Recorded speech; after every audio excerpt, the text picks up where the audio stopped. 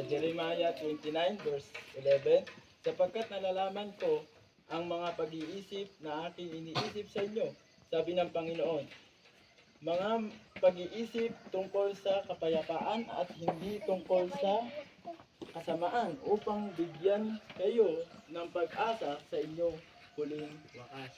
Sabi ng Panginoon dito na ipinahatid sa atin ng Panginoon na tayo ay magkakaroon ng peace, di ba? Ng kapayapaan sa ating puso, no? Na tayo ay gusto ng Diyos, na tayo ay makakilala sa Kanya. And then, siya ang ating kilalanin na ating Panginoon at bilang ating Panginoon at tagapagligtas sa ating buhay. Di ba?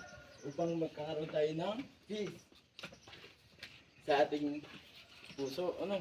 Na siya lang yung nasa ating isipan at nasa ating puso, no? Na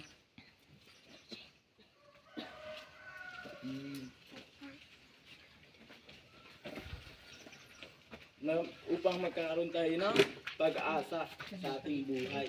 Ano? Na yung buhay natin ay iano natin sa Panginoon, di ba? Na gusto ng Diyos na siya lang yung ating paglilingkuran at ang ating mamahalin. Ano? Yun lang po.